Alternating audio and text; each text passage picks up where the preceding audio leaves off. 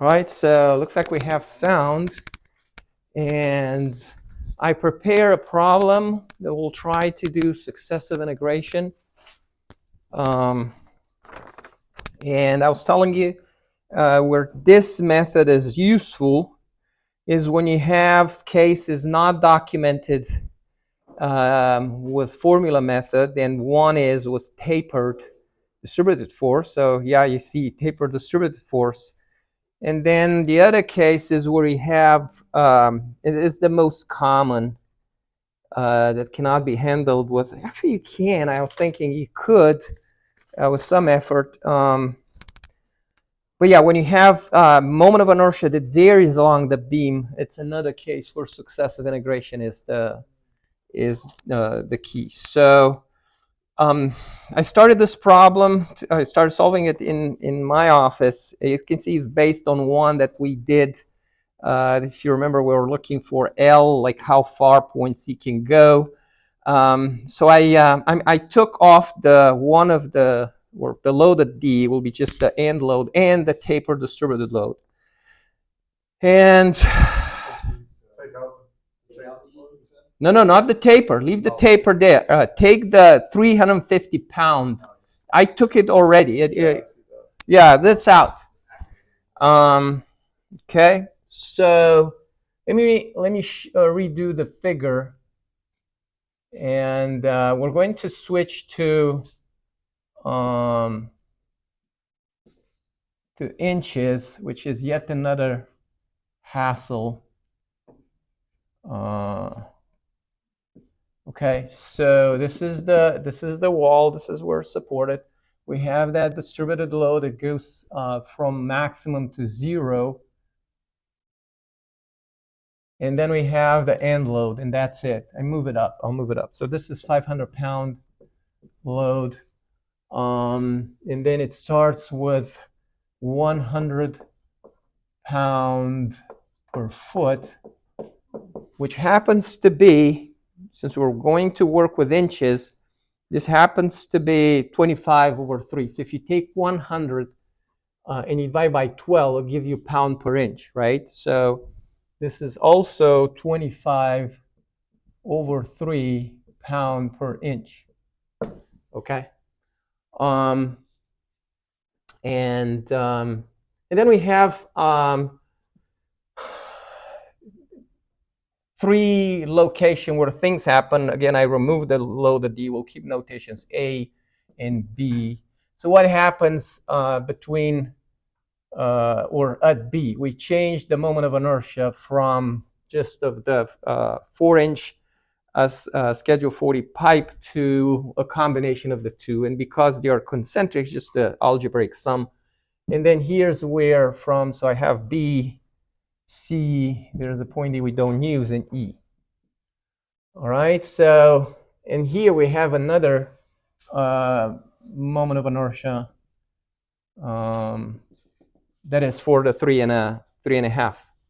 Okay, and they're at the back of the book, so I would say, you can write it here. So I between A and B, straight from the back of the book, is 7.233 inches at power 4. I between B and C is in I between C and E. This is for the 3.5, which is 4.788 inches at power 4. Again, where there's the overlap, we have is just the algebraic sum because the centroids coincide, right? The parallax theorem terms, because distances are 0, they don't. If you remember, there was like I1 plus I2 plus I3, for 3 parts, plus there would be area of 1 times distance 1 square plus area 2 distance 2 square. Remember, actually we have only 2 parts. So, but distance, it's 0 because the centroids coincide. They are concentrical or rings. So it's just convenient for us. It's just the sum of the two. So let me calculate quickly. 7.233 plus 4.788. This makes for 12.021 inches at the power 4, right? Okay, and then we have some distances that I change from feet to inches. So from A to B, at some point we'll use, like a current distance x, starting from 0 going all the way to, it's actually 96 inches. So from A to B, the distance is 3 feet, that is 36 inches. And then we have from A to C, this is 5 times 12 is 60 inches. And then we have from all the way to the end of the beam, this is 96 inches. 96 inches, okay? So, yeah, we switch to inches, and we have a load and then the distributed load. So we need to draw the shear force diagram and explain explicitly or put it in equation form, right? So again, this is distributed load, like arrows pointing down, like you saw in some of the software or apps, all right? And yeah, we'll need the equation. We'll need the equation of this line in terms of x. So what is the equation? We start with a value 25. I said 25. So the equation is 25 over 3, and then the slope, that's going to be 25 over 3 over full 96 times x. Everybody agrees? So if I make x equals 0, I get this value. If I make x 96, I get 25, or at the 0. So 96, 96. So this is the equation. We can simplify it some. We can say instead 25 over 288. So this is 25 over 288. Okay, equation of a line. And then we have reactions at the support. I could use color. So we have RA. Clearly it's up, pointing up. So this is RA. And then we have a moment at the support. So the beam, due to the distributed load, the end load, wants to rotate this way. To maintain equilibrium, I need to introduce a moment that is counterclockwise. So moment at A, and let's see how I can calculate this moment. For RA, actually both. We need magnitudes of both. So what is RA? Some forces in the Y, so it should be the force at the end of the beam plus 25 over 3 times 96. Remember, there's the, yeah, we need to introduce the equivalent concentrated force just for the reaction calculations, not effect upon the beam. So this is the equivalent FE force, and that's equal to the area of the shape under the distributed load. Could be rectangle, could be parabolic. We have here triangle. So FE is going to be the area of the triangle. It says something like divide by 2. So yeah, I have magnitude 25 over 3 times 96 over 2. So 25, we said over 3, 25 over 3 times 96 over 2 equals, that's 400. You like this? Sometimes miracle happen. Yes. So again, 20. It's too nice to be true. Let's try again. 25 over 3 times 96 equals, yeah, over 2. Yes, 400.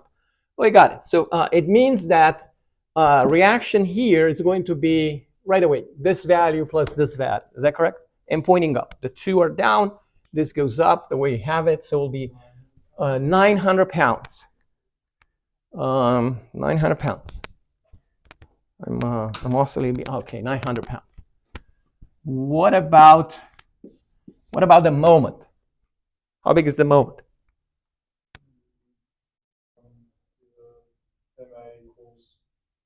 Distance from the. So where is that? Yeah, we need this distance. How big is this distance? Where the line of application of the equivalent load of the taper distributed load is. This is a third. So this distance is going to be 96 over 3. That's 32 inches. So the moment is going to be 32 times the equivalent load plus 500 times 96. Okay, I can even say so. MA, sum of moments about point A equals 0. And again, just my option for positive for moments for this analysis. So we have, we begin with MA, and well, sum of moments about A, but this is the, I don't know, sum of moments at A.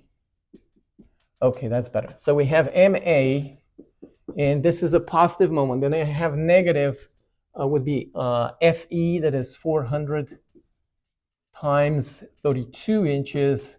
And then I have another negative moment, which is 500 times 96, so 0. So MA is going to be 400 times 32 plus 500 times 96.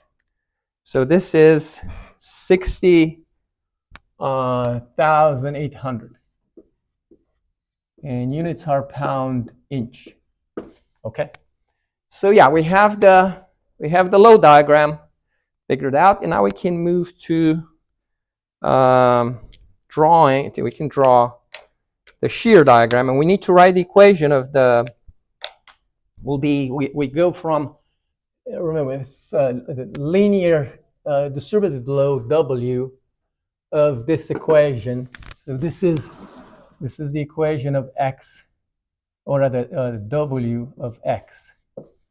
And we need to account for the concentrated forces, one here, one here.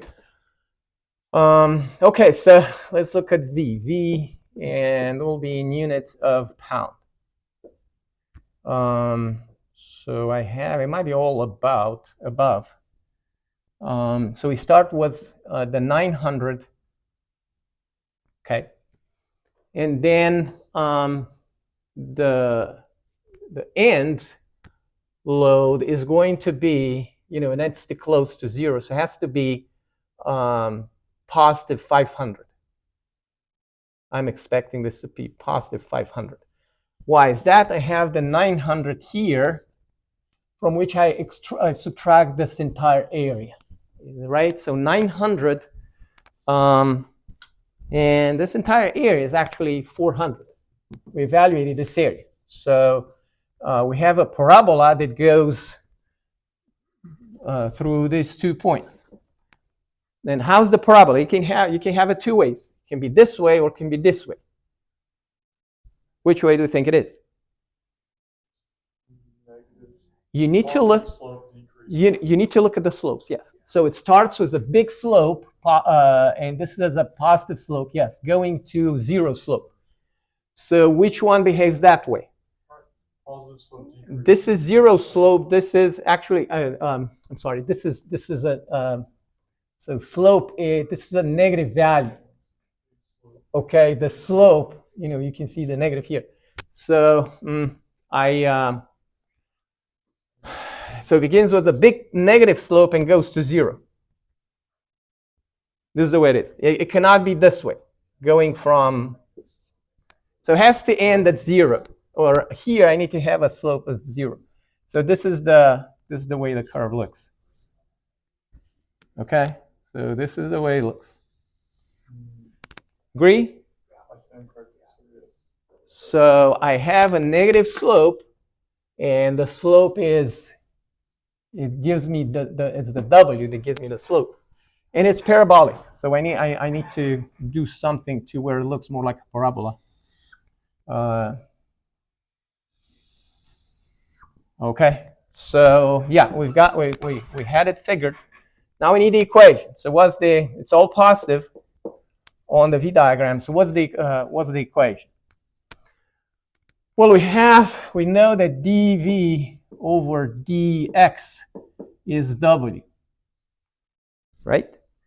So it means that dV equals W times dx, and then we take integral, going from 0 to a current x. Okay? So the first term goes like v of x minus v of 0, or at, essentially this will be v at point A by degrees. And then on the right hand side I have essentially w of x minus w at 0. Is that right? I know v at A. V at A is 900. And I know w at 0, that's going to be actually negative. So this is negative 25 over 3. Okay, as for this one, I'm sorry, I got carried away. So let's take care of this because it's an equation form. So integral from 0 to x, and then we've got the equation 25 over 3 negative 25, or 25 over 288 times x dx. Okay, so yeah, this part is good. We have 25 over 3 times x going from 0 to x, and then I have negative 25 over 2 times 288 times x squared going from, could have been, I could say just everything going from, 0 to x, 0 to x. Okay, so let's see. The 0 ends, this goes 0, this goes 0. So that'll be second minus, all right? So at 0, nothing happens. At x, I have 25 over 3x minus 25 over, what is 2 times 288? 288 times 2 equals 576. 576 x squared. Okay? So you usually say like f of x, f of x minus f of 0, with f being, if I put in parentheses and call this, do you understand? So yeah, could have, I changed my mind. So, and if we call this f of x, f of x is this, f of 0, this 0. So yeah, we've got it. All right, so let's state it here on the figure. So it's probably is best if we swap to where we have negative 25 over was 576 x squared plus 25 over 3 x. Okay, and we can is this good enough? No, it's not, because we have a constant of integration. So I wrote it, but it does not satisfy or match our graph. Yes. I think there's a constant of integration. integration. Yeah, there's a constant of integration. You do a definite. You do definite in, so yeah, let's see, is it verified? I think you have to add a constant of integration, or you have to, because if I make x equals 0, I don't get 900. So it has to be plus 900. Let's see now. So if I make x equals 96, do I get 500? That's the verification. So yeah, you're right about the constant of integration. And we dismissed it with the 0, like I said, but it has to be corrected with the constant of integration. So let's see. If I make x equals 0, I have 900. If I make x equals 96, what do we get? So 25 over 756. Rather 576, I apologize, negative, times 96 squared, and then plus 25 over 3 times 96 equals 400. Am I right about this? Does not. So this one, negative x squared, move this in front. Okay, so let's verify with 96, I said. 96 square would be, and then just 96. Is this coming out 500? So let's try again. 25 negative over 576 times 96 squared equals, I have negative 400. And then plus 25 over 3 times 96. This is positive 400. And if I add 900, I have 13. What are we missing? Is this the equation, the starter equation, correct? I think it was. So if we make x equals 0, it's there. If we make x 96, it goes to 0. We took it and integrated. Okay.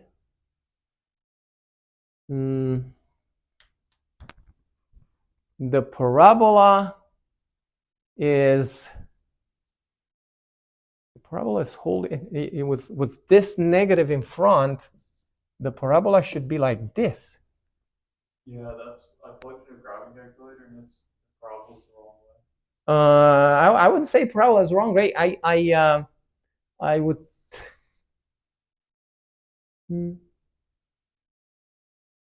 It has to do with.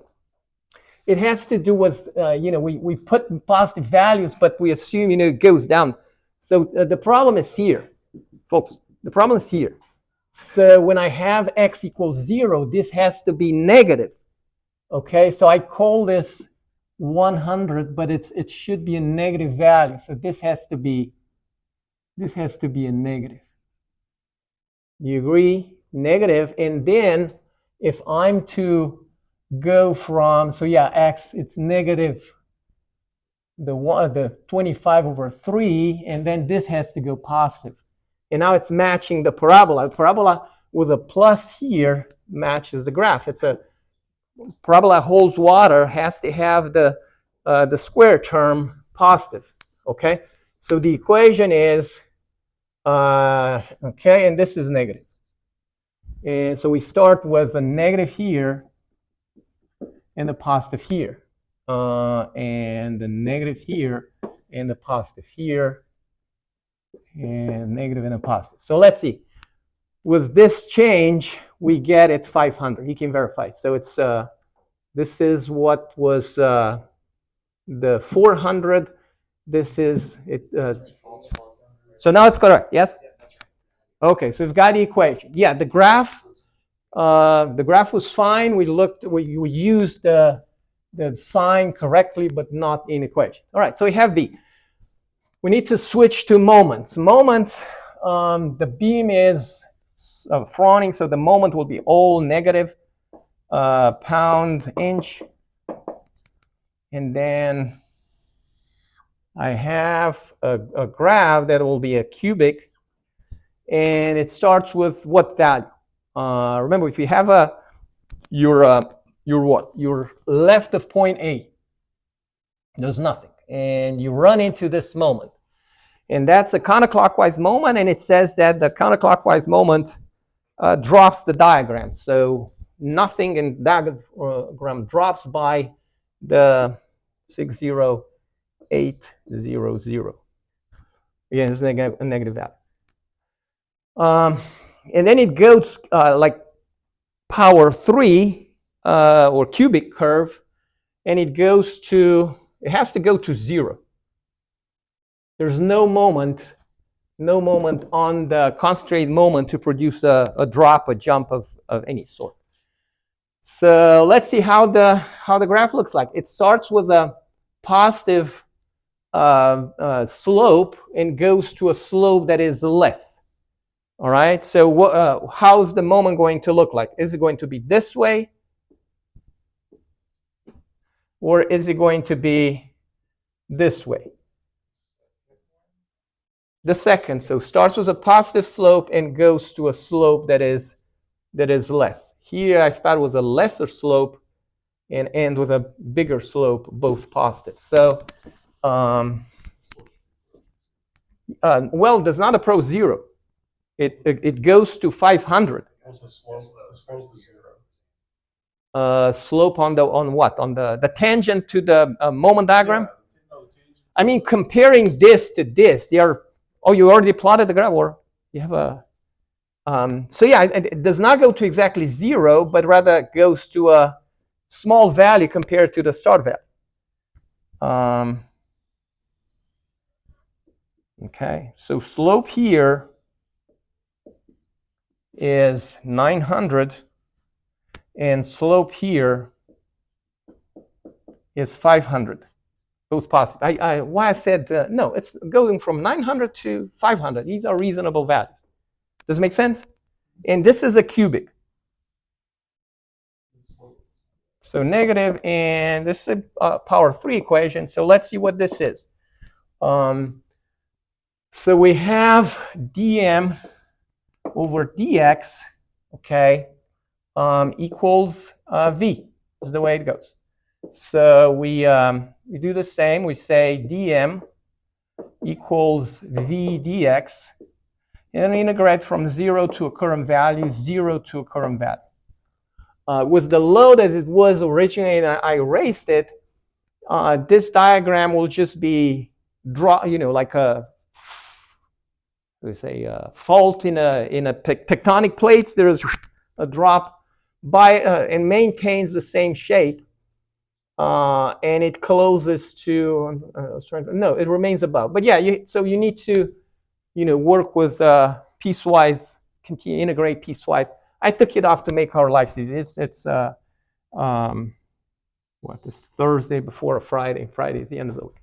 All right, so we have on the left-hand side, I have m of x minus m at 0 equals, and I integrate from 0 to x, the equation which we tuned, and it's not working for v. So it'll be 25 over 576 x squared, and then I have negative 25 over 3x plus 900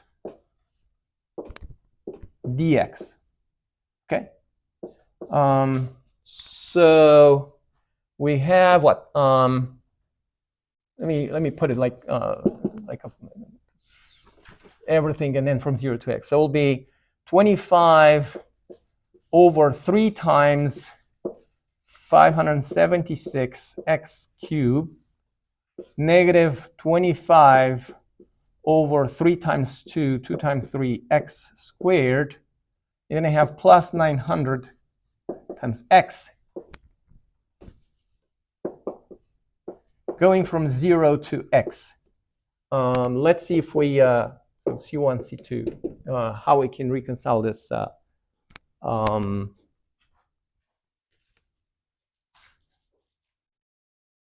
Actually, you're right when it's definite integral. So the 900 that I said C here was actually here. And I'm not being there. So yeah, I can take it off. Let's see if that that helps. So what is moment at 0? Moment at 0 is this value, 68 negative 6,800, and then x cubed square x. So the minus at 0 does not matter, and so we have m of x is what is 3 times 576? 3 times 576 equals 1728. Thank you. So 25 over 1728 x cubed negative 25 over 6 x squared plus 900 x, and then I have plus, is it plus? So this is negative, but negative, so I've got a negative once, positive, this is negative, back negative, 60800. Who said that? Approach the problem from the right hand, or from and begin with the answer. So yeah, we know what we should get. So if I make x equals 0, I get the negative value. And then if I make x 96, this should go to 0. Okay, so we can verify 25, and this is positive. So 25 over 1728 times 96 at cube, negative 25 over 6 times 96 squared plus 900 times 96 equals positive 6,800, plus this one goes to 0. So it's verified. You're saying, oh, good grief. Well, that's why, my frustration is that spreadsheet that does everything that you see here numerically. It uses trapezoidal integration. Okay. All right. So we have the equation. We have the equation for moment, and now we can move to slope. It says find the maximum deflection. So what is next? We have. I need to switch to refer you to the book. So here's where the stiffness comes in. This is where the problem becomes piecewise continuous. So we have this box, and in blue, in your book. So the next equation we have it's equation 910. I'm going to place it here, and so we have m over EI, okay, equals d2y over dx squared, all right? Which can be stated as, because we have dy over dx equals theta, that's the slope of the tangent to the curve. So I can say d theta over dy. Is that correct? So if I say over dx, this is this. Agree? From calculus. So like having d, and again, this is x, over dx of theta. So I want you to agree that this and this are valid statements, knowing that dy over dx is the slope in radians. All right? Okay. Actually, this is tangent of the slope, which is the slope. we have small deflections. Okay, so I'm going to use this in this version of the equation and say m over how does it go? So I need theta. I need to produce the graph of the slope of the deflected curve. No intuition helps here how that slope will actually, it does, because if it's supported end, the slope is 0 and goes to a maximum. So theta, and this will be in radians, will look like this for this problem. And this is why it's easy with the cantilever. So it's going to be like this. And this, the equation, we need the equation. Theta is function of x. Okay, so I have, well, before I wrote it the other way. So I need to write d theta over dy equals m over ei. And I write d theta integral from 0 to x will be this graph that we'll get at some point, equals integral from 0 to x of m of x over ei dx. Again, I use equation 910. So this is equation 910 in your book. Let's not forget, this is a this is not constant throughout. So when you have a same cross section, you can move this in front, but otherwise we need to go with pieces. So yeah, this is what goes here and integrates is going to be the equation of moment, which is this one. So it's going to be again piecewise. So I'm going to say 1 over e, that's 29 exponent 29 times 10 to power 6. Actually, 3 pieces. And then times would be a, or I rather, going from A to B, and that's 7.233. 7.233. Okay. And then times m of x, like we have it here. And then we have the in-between piece. So, you know what? I could pull I in front and make this. So, not to carry it with us, I'm just saying 29 times 10 to power 6. Okay. And then the other one is 1 over the 12.021, 12.021 times m of x. And the other one is 1 over 4.788 times m of x. And then I say for x between 0 and 36 inches for I said, thinking already of x, rather 36. And how do I take it? 36 and then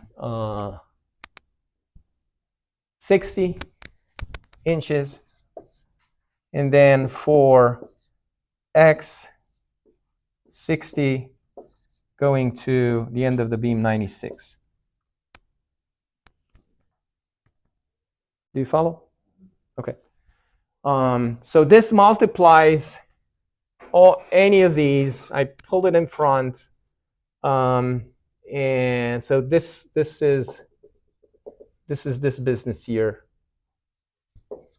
And we can, since it's a constant, we can integrate once, and then yes. So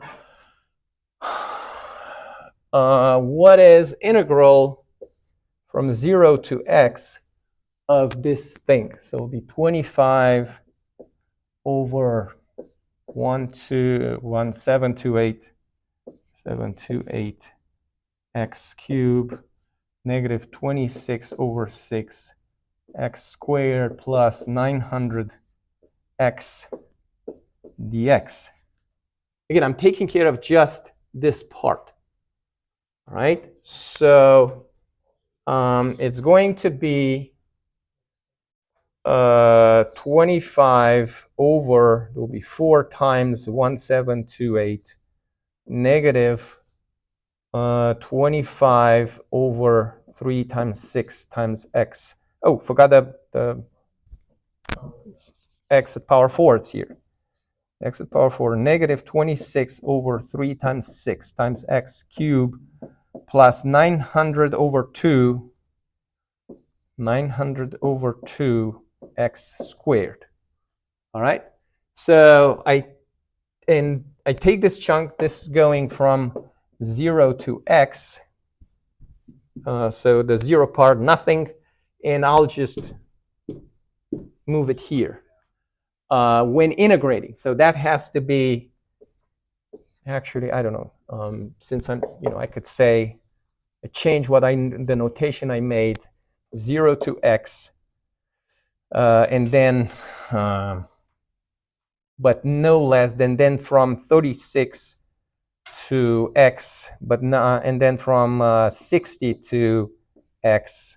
I don't know, would have been better ways to write this, everything, but I can state it, in a combined form. So theta is going to be, if you look at this side, now we have what? Theta of x plus theta of 0. So theta of x is theta at 0, and we know it, luckily. And then plus, and bless you, and then I have 29 times 10 to the power 6, and then the pieces. So it'll be 1 over, let me take this, I need a space. So it'll be 1 over 7.233, and then multiplied by this piece, 25 over, so what is 4 times, it's calculated, so 4 times 1728, 6912 x power 4, negative 26 over 18. This could simplify a bit, right? So it would be 26 over 2, that's 13 over 9. Sure agree. Power 3 plus 900 over 2, that's 450 times x. Okay. And then I have 1 over the double over the sum, 12, 0 to 1, and then 1 over 4.788.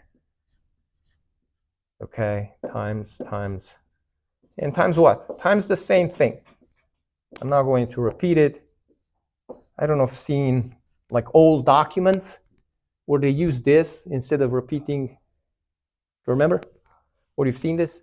You may find them scanned on the internet, the old documents. And I have to, bring this, so for x going from 0 to 36, for x going from 36 to 60, and for x going from 60 to 96.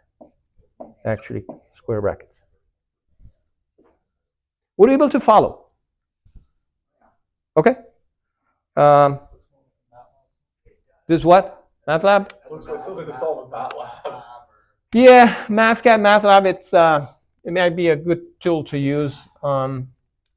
Okay, so we have, one thing is that this slope is 0. So this is clear for this problem. That's why I said cantilevers are easy, because the boundary condition at 0.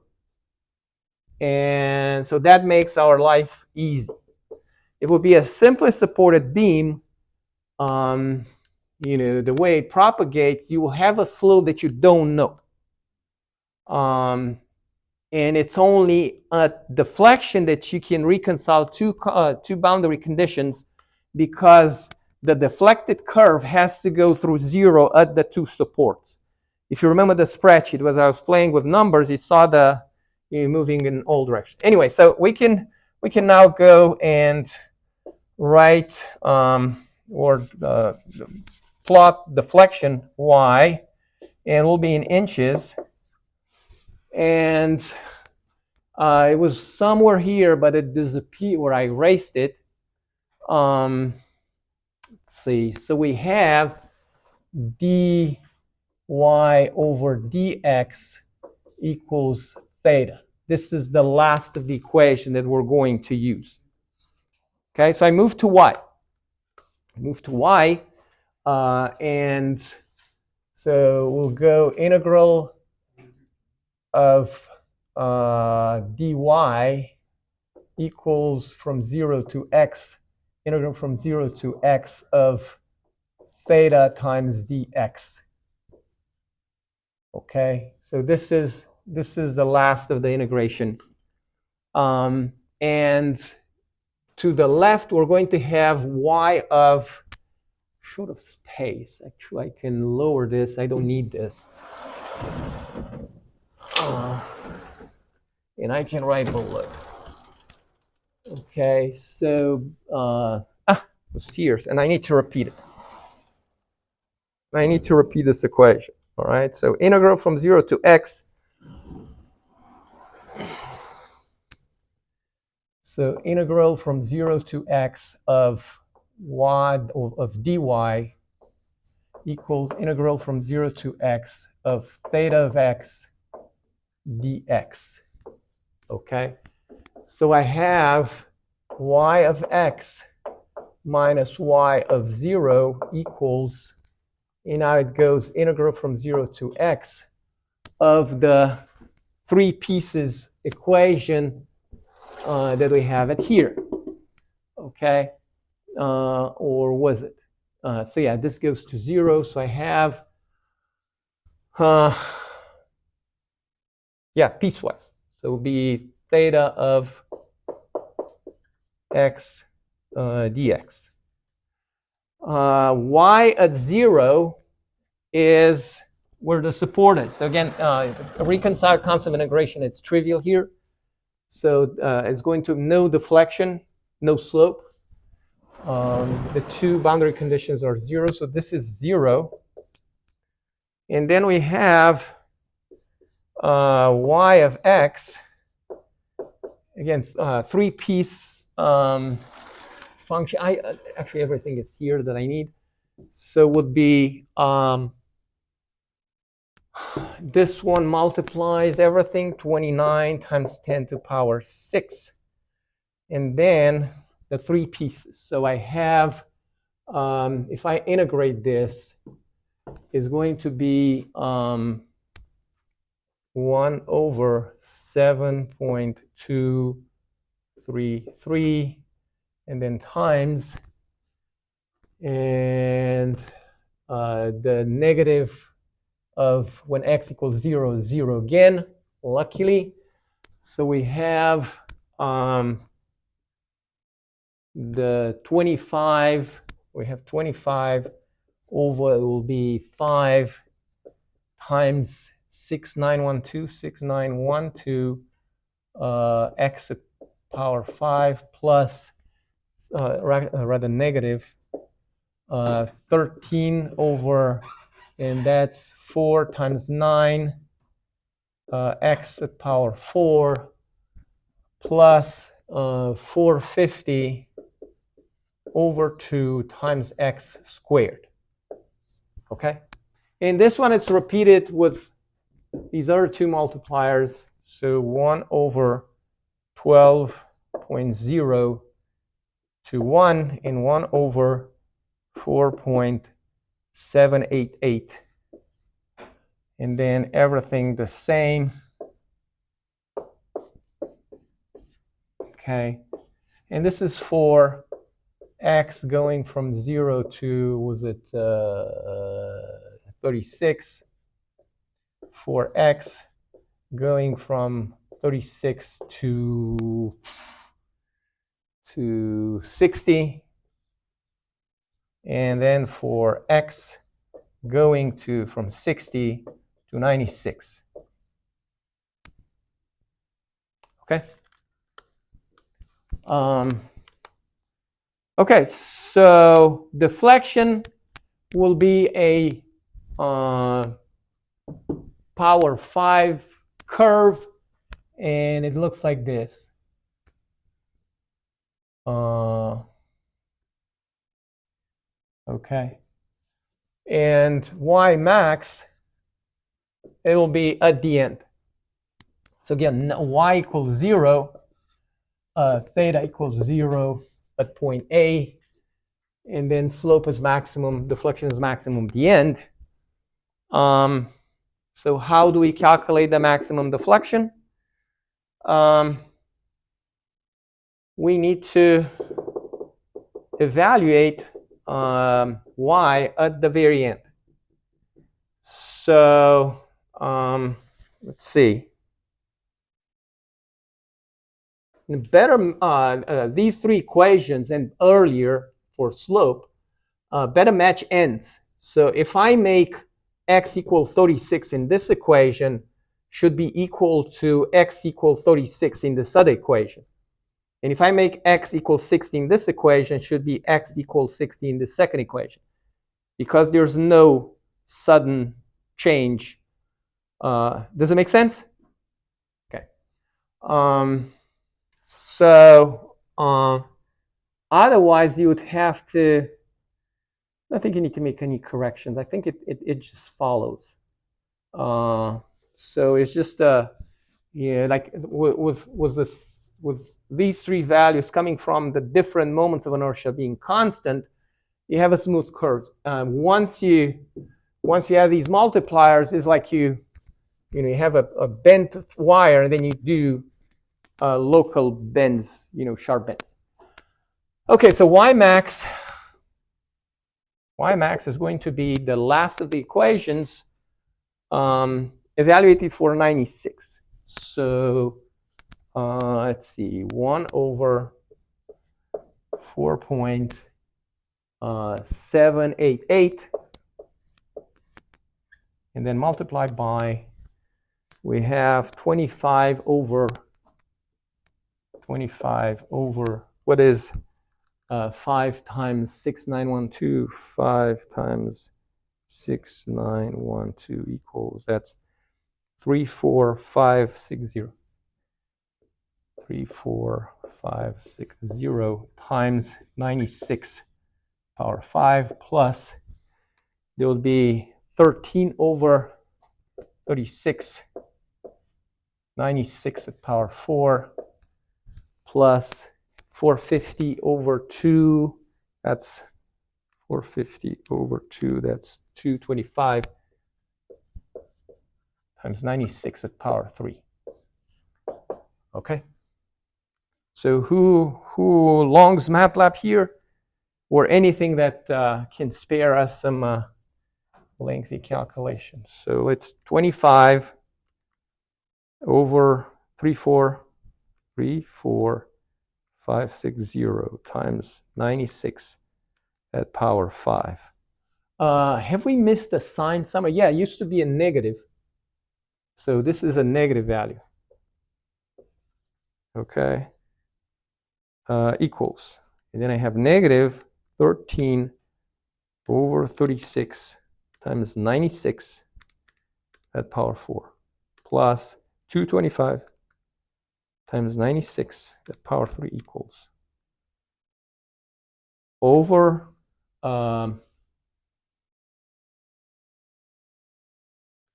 I think, yeah, this was bad throughout, so this is over 1 over 1 over. All right, so I have one big number that I need to divide by.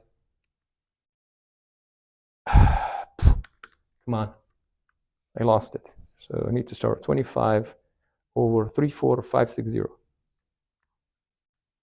0, 25 over 3, 4, 5, 6, 0 equals times 96 to the power of 5 negative 13 over 36 times 96 to the power of 4 plus 225 times 96 to the power of 3 equals, okay, and then over 4.788 over 29 exponent 6 equals.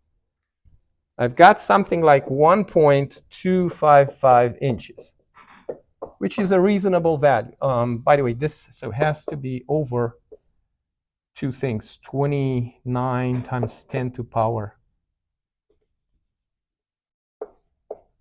6 times 4. What was it? The moment of inertia, 788. Okay, so it's a mistake. As I pull this in front, common, I forgot to put 1 over. This is Young's modulus. Young's modulus, the moments of inertia.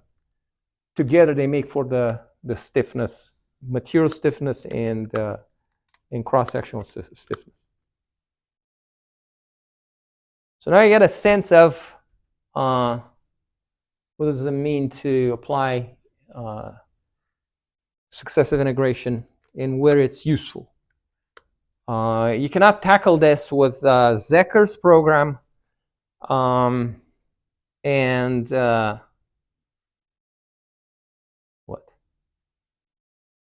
formula method. We don't have equations to, I mean, the formula method is just for constant cross-section, stiffness the same throughout, right? The book discusses mixed graphical approaches. I've seen elsewhere to what you're, but that's old-fashioned in my view. I now shed light upon my two spreadsheets. The one for cantilever is easy to implement. The other one for simply supported beams, both using successive integration but numerical integration, are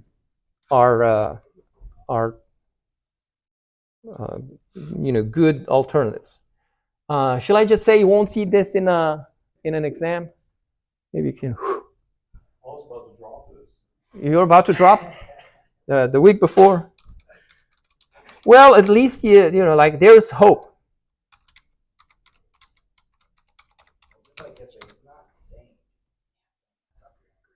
Yeah, you can skip a thing here and there. I started working the problem and realized it's way too tiresome or prone to error. Was just having that additional force that I removed. So let's go ahead and put this in the spreadsheet. I don't know if you started working on your homework, the second homework that's computer-based.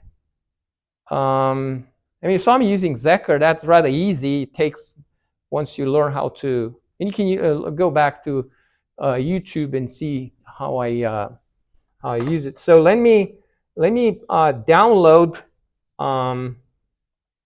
Let me download it and let's put this problem into the spreadsheet. And we can even add that force that we missed. So and let's see if this maximum slope is verified, deflection at the end is verified. So Blackboard. It took us an hour.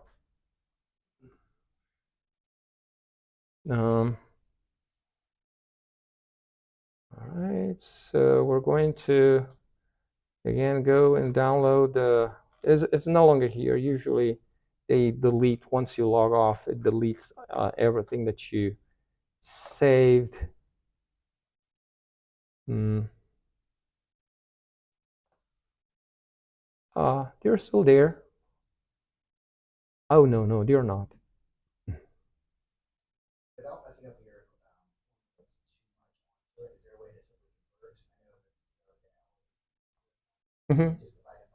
Oh, to work the entire problem in feet? And what cases this will mess up your entire spreadsheet.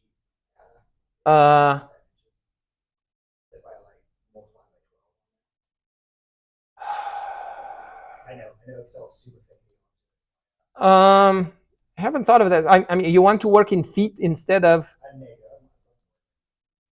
inches by your spreadsheet. Do whatever. I mean, it's public domain. You can, as long as you acknowledge. Let's see. I need to go to. Yeah, it used to be easier. Ah, man.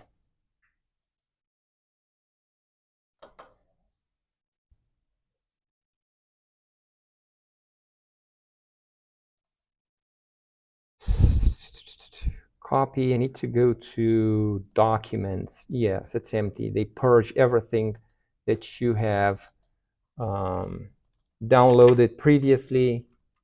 All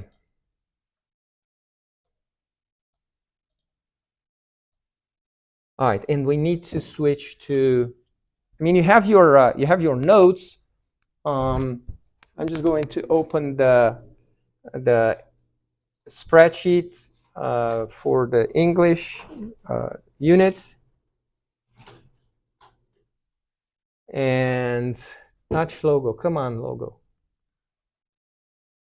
And we're going to use the cantilever. Okay, so cantilever. And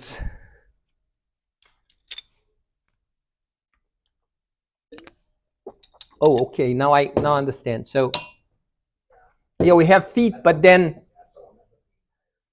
pound per foot. Yeah, and I switched to inches. Anyway, so what is the moment, pound, foot, pound, inch? So it takes care of some units somewhere. See the 12? Anyway, so I have, it says edit what's in red only. So we have a full length of, what was it, 8 feet. And then we have the material, yeah, this was Young's modulus. And we have sections. So if you scroll down, well, I thought I changed it. Oh, I know why, because the numlo, it's on 4, okay, 8. And if you look carefully, the last value is 8. And we had point A at, need to look, so at 3 feet, or at 0, at 3 feet we had, and we need to find the close, and it's there. So we have here point B, is that right? 3 feet, and then we have point C at 6 feet. Let's see, it might not be exactly 6. You either add rows or you get the closest. So was it 6, and it's there, it's available, and that's point C. There was a point D that we never used. That's at actually no. So that was that's point, just went to point D. Shift D. Okay, and at 5 feet, I need to delete everything because it's left over from. Sorry for this. Okay, so let's start over. I have point A, and then at 3 feet, it's point B. At 5 feet, it's point D. At 6 feet, 5 feet, what was that? C, yes? I don't know what's wrong. It was me today. So 6, at 6 we have point D, yes? And then at the end of the beam we have point E. Is that correct? Okay, let's take care of, so let's delete this. It's a leftover from, so you need, but clear first your spreadsheet before you you update it with your values. And then we have the distributed load. And distributed load will be plotted like on the top graph, and it starts with the 100 pound per foot negative, right? And well, the equation is, I can write the equation.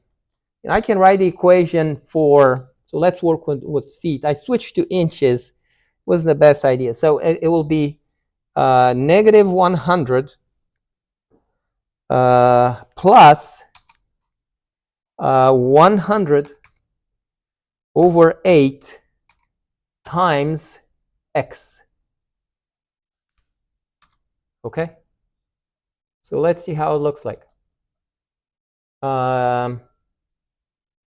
Yeah, we had it the way it should. So it's negative value, it's tapered, starts with negative 100 and goes to 0. On the load diagram, it shows like acting downwards, but that's the correct graph of it. It starts with negative 100, goes to 0. Right? So essentially, I coded here the equation for W.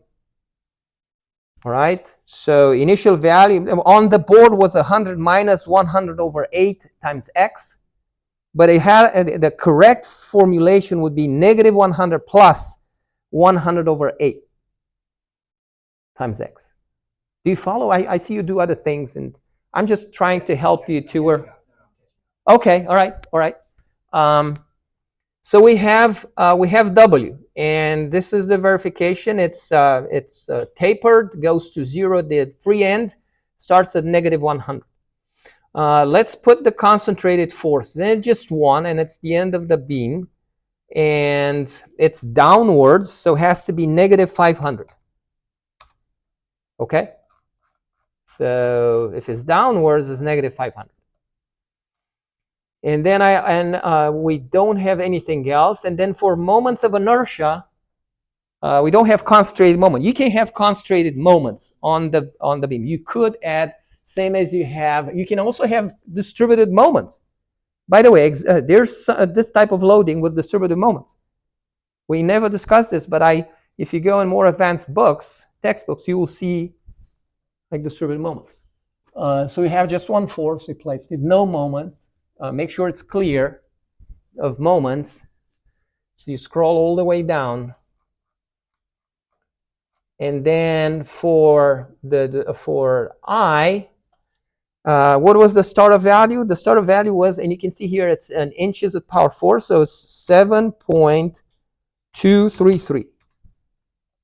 And I double click on the corner and essentially took everything. You know what it does? It just expands this all the way to the very bottom. Of course, it's not our value.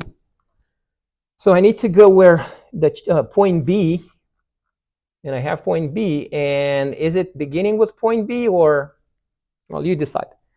And it's 400ths of an inch.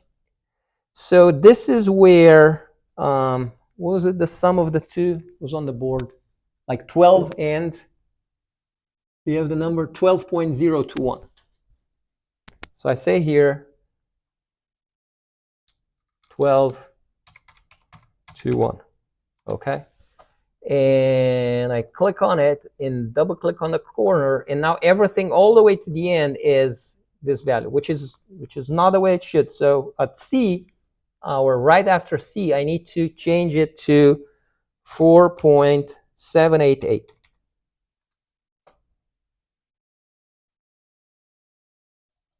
And now I do have it. So the graph of the moment of inertia, it looks like this. So the big pipe, the 2 overlaps, and the thin, the 3.5 pipe. Does it make sense? On a shaft that's solid, this is actually a cross section to the shaft, but it's not for this case here. So a little bit of interpretation.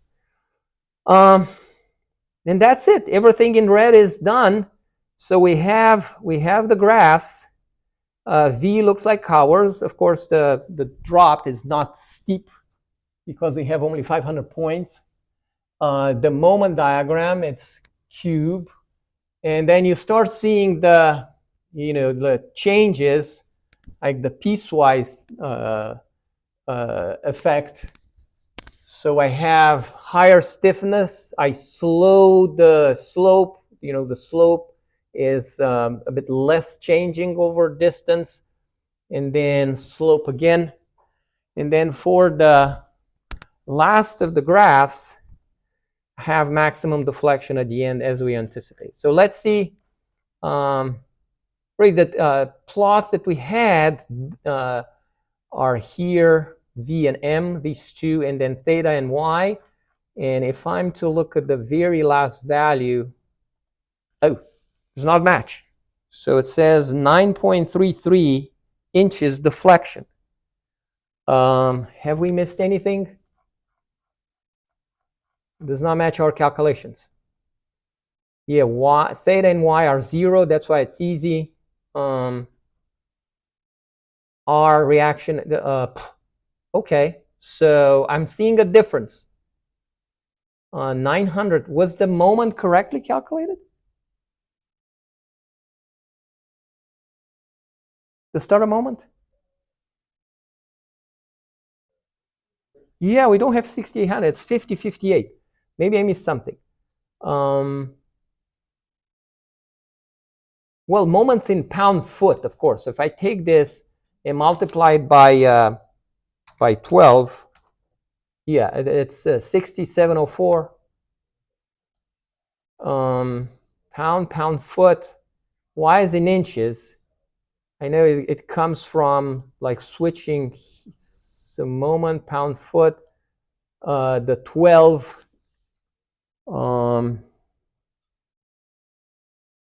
times 12 at power 4. Okay, 12. Unless we missed something on the analysis elsewhere.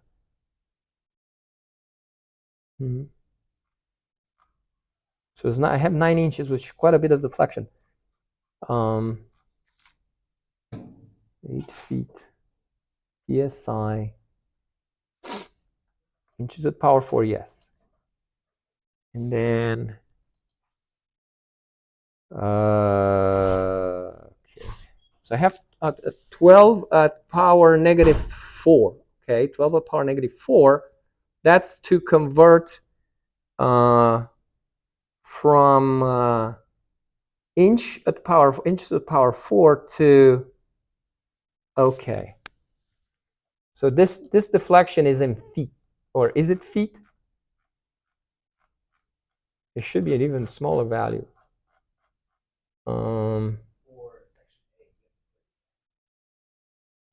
Okay, so this is by divided by 12 foot per inch to go from to match the inch at power 4 of I. And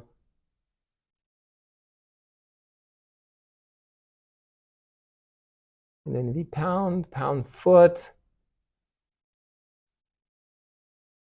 pound per inch. So what do I use? I need to double check. Maybe I need to reissue this. So it says here pound per inch. PSI, I'm using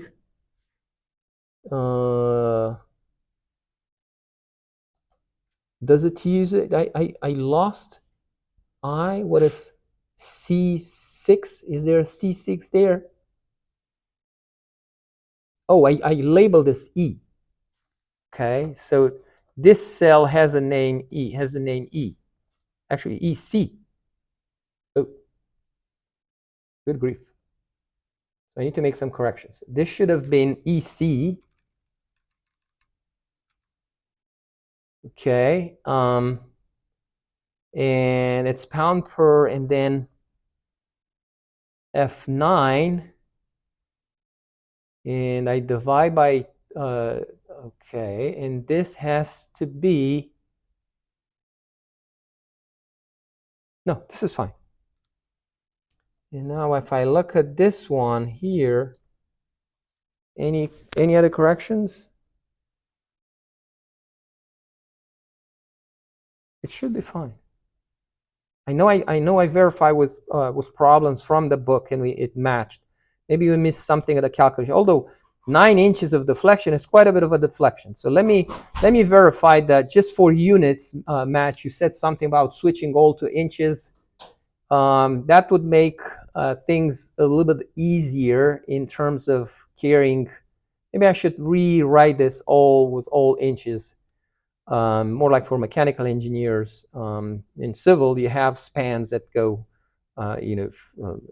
multiple number of feet. But yeah, this is the way you use the spreadsheet. Let me verify. Haven't used it in some time, but like I said, I verify with sample problems from the book. Do you have a preference to have everything all in inches? That'll eliminate the issue with what? Conversion that happens at this level of the spreadsheet.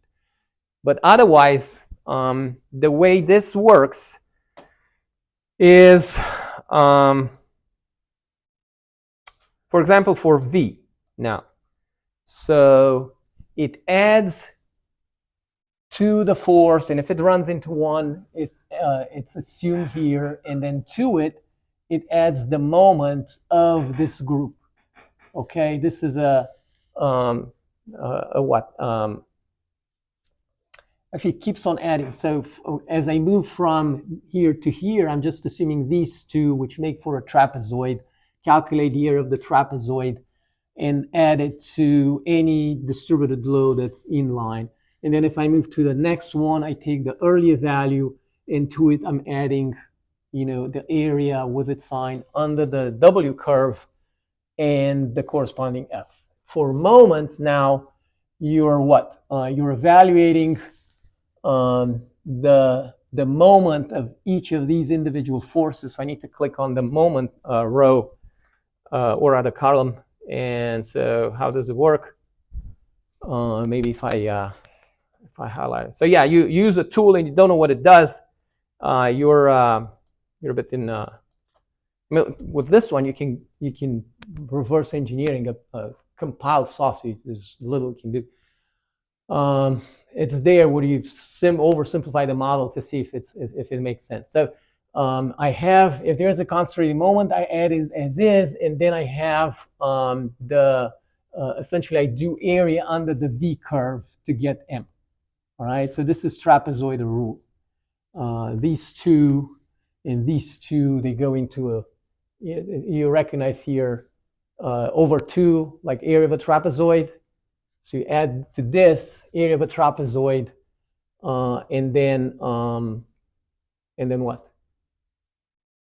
E11 was this concentrated force, and K1 is the previous value. So that's trapezoidal rule. So you integrate under the V curve using trapezoids. You create this in-between graph. We can plot it if we want. So for example, the book has examples of M over EI graphs that are, change or ha-has, how do you call them? When they have abrupt changes, okay? So what I did, I just drag over MEI, move it back to M. And then, so all you do is just take the M column and you divide it by I and by E, the product E times I. This should, more correct is this way. And then the second last column is trapezoidal integration under the M over EI curve. Likewise, trapezoids. And then Y is trapezoids, trapezoidal integration under the theta curve. And that's it. So maybe a little bit more involved was like V and M, because you can have concentrated force and concentrated moment. Okay. So V, what it does, it's integrating under the W curve to get V, and we wrote an equation like such. So let me verify the spreadsheet. Maybe change everything to inches and pound per inch for distributed loads, and moment in pound per inch. And and run it over a one or two existing example from the book, and you reissue, repost it on Blackboard. For the other one, their instruction, it tells you how to activate the solver, the add-in, which is so I think it's on file, and export, share, open.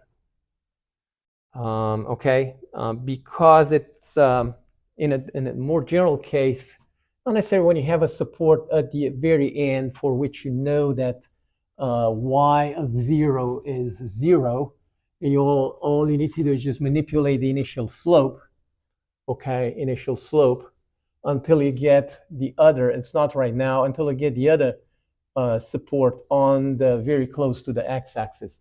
But when it's an overhang to the left, you have non-zero slope, non-zero deflection, and you need to manipulate both until you get the two supports very close to the x-axis. And this is where the solver it's useful. So tuning two values at a time by hand is it's possible. You just work with one and then the other one and switch between the two, and it might take a while to do it manually.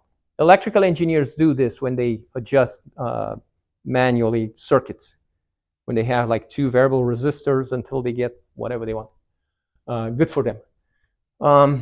Okay, so that's this. When we made this due, I said in a week. So was it Monday? Tuesday. So I don't want to make it due when a midterm, when the last weekly test is. So by Tuesday, you should have tried it. And if you have other questions, and let me verify the English English unit version of the spreadsheet. This is some other problems from formula method. So I guess we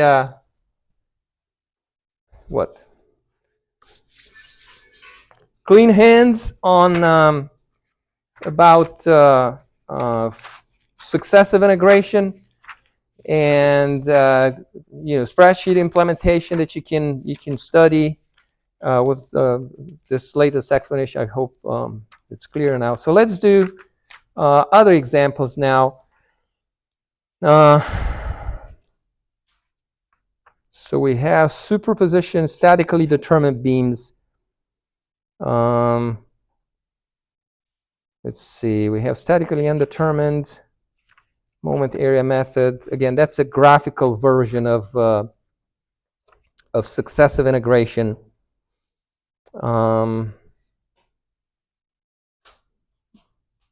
Like we use area method, for example, to get moments from the shear diagram. You can work the same way to get from M to theta, for example. Okay, so let's do problem 60. We haven't done problem 60. So problem 60, let me blank this. I can draw the straight on the, no need to crop it from paint or in paint.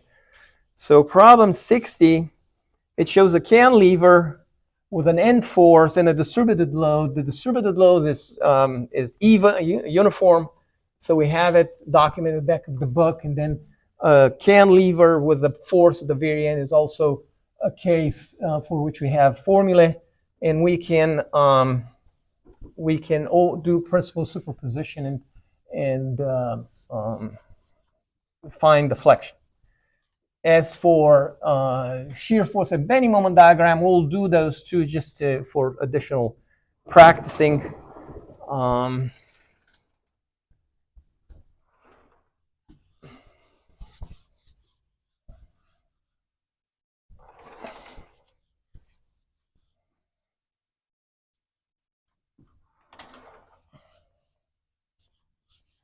It might just be here if the two don't match, something we haven't verified. So you need to make sure, like I was telling you, that both the slope and the deflection at the transition between the segments on the beam, they're equal. All right.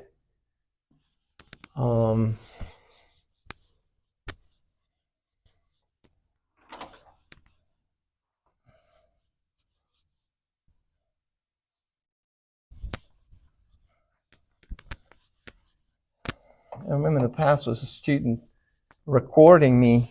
He didn't say. He was at some point I asked him, "Are you recording me?" Yes, but he was pausing when I was joking or erasing the board.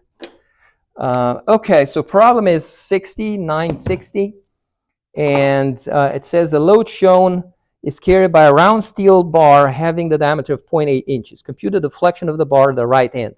That'll be the maximum deflection. So problem 960. And again, we have a distributed load, and in addition, we have an end load of 140 pounds. The bar is round, and it's simply supported. This will be the overlap of effects using formula method of a distributed load by itself, uniformly distributed load, and the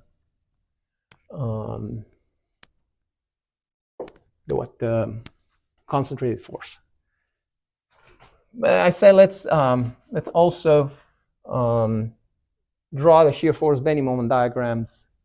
We could actually do successive integration if we want to. This is easy. No longer having issues with piecewise continuity. So the equivalent to the distributed load, Fe, is going to be, by the way, what is W? And W from the text is 12 pound per inch, 12 pound per inch, and the span of the beam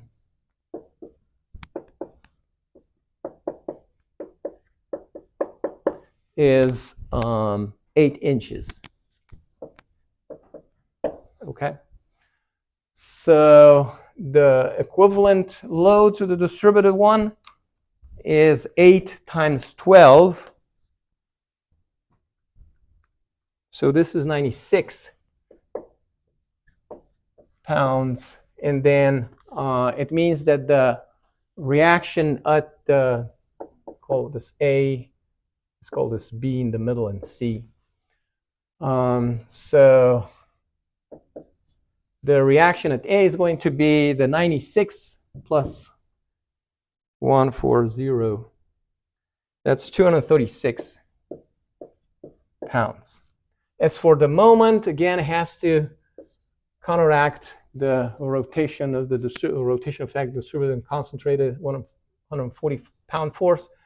So we say sum of moments at A is 0, positive this way. So I have MA, which is negative, and then I have positive 96 times 4, positive 140 times 8.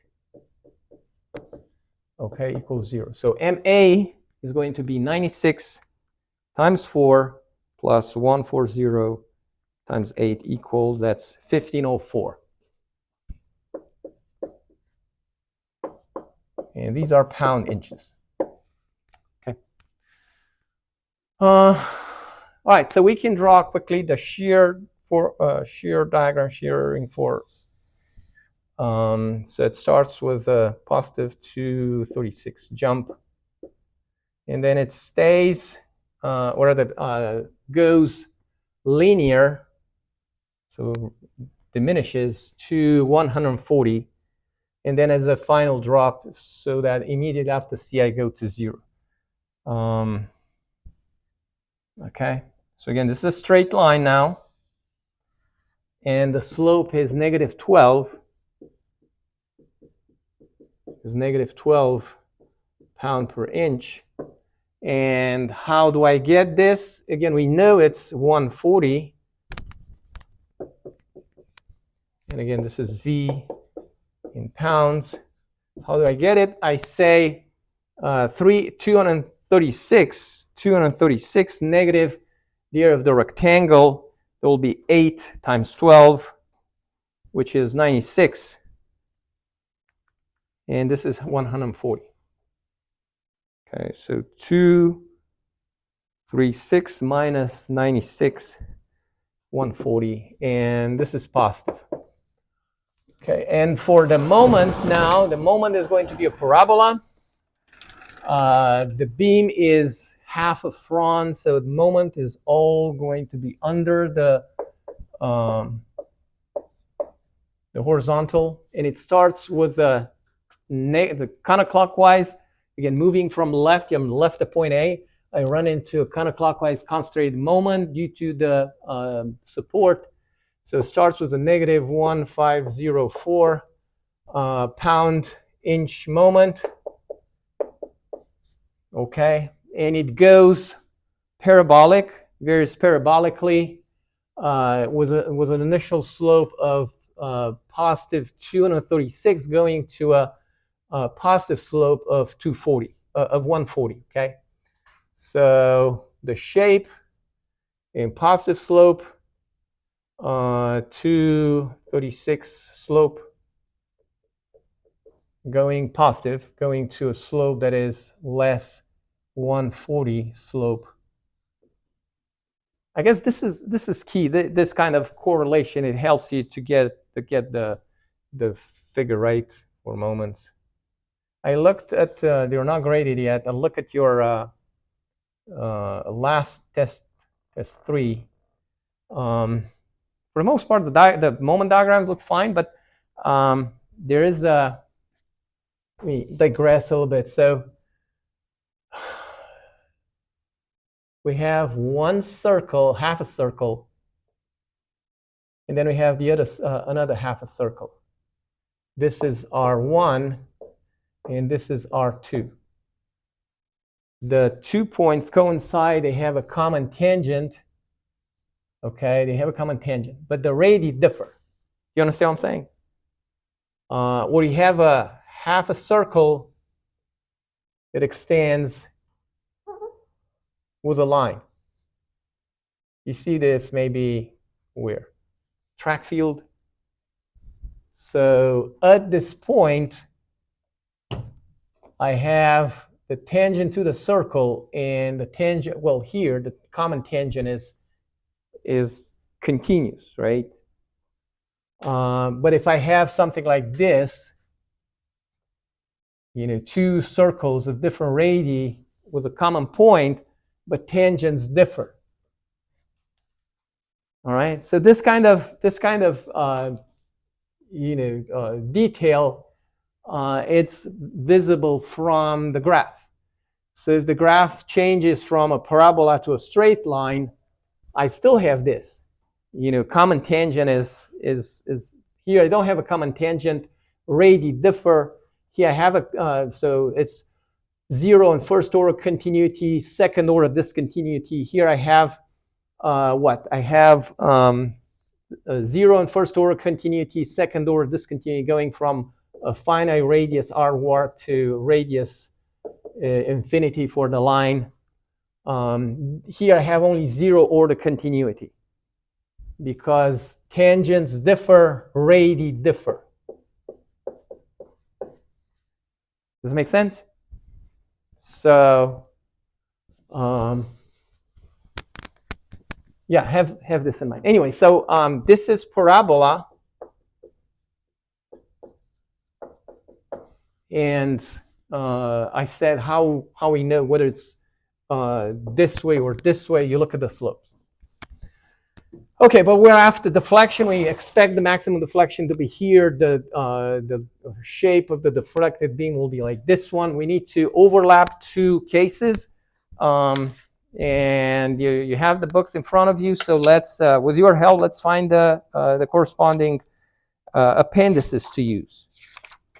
Who wants to help? Page 1. So page is? Page 804. 804. So 804, we have a cantilever entry A. It's a cantilever with a load at the end. And then we have entry C with a distributed load. Okay? And the book says find Y max. Both, like distributed load only and load only, the maximum deflection happens at C. So really, Y max is y at C, and it's y at C due to W plus y at C due to P. Let's call this P. And this is W. Okay. So, yeah, we go in reverse with entry C now. So, and there the point is B on the diagram. Ours name is C. So it's negative. And it says capital W, and we agree what capital W is. W, small w times L. So we can write small w times L at power 3, that's L at power 4, over 8EI. 8EI. And then, so this will be due to W. And then due to P, I look at entry A on the same page, 804, and I have negative P times L at power 3 over 3, or rather 3 EI. Okay, so L is 8 inches, W was 12. I think L is to the third power on the first. L, well, let's say it's capital W times L to power 3, but I wrote it as lowercase w times L. That's why the power 4. You're correcting me about this? If you look carefully, they use W as lowercase w times L. I avoided that additional notation. It's like a note on the very top, and it's in several places, I think. Do you agree? Okay, so I have lowercase w, and I need to use a positive value because there's the minus here. L was 8, P is 140, and L is 8 again. The bar is round, and we're given the diameter. The diameter was like 3 inches. What was the diameter? Need to go back to the text. So problem is, was problem 60, right? Diameter is 0.8 inches, 0.8. Diameter is 0.8. Okay. So what is I?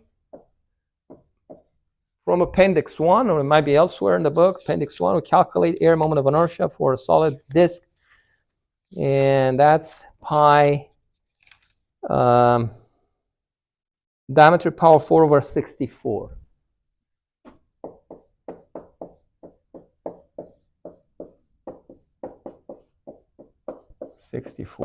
So I changed this to capital D, like in Appendix 1. And E, we can use 29 times 10 to power 6 psi. 29 times 10 to power 6 psi. Or it might be a different value. If it's carbon steel, it does not say. So structural steel, carbon steel, they differ slightly. So let's see. For properties of cast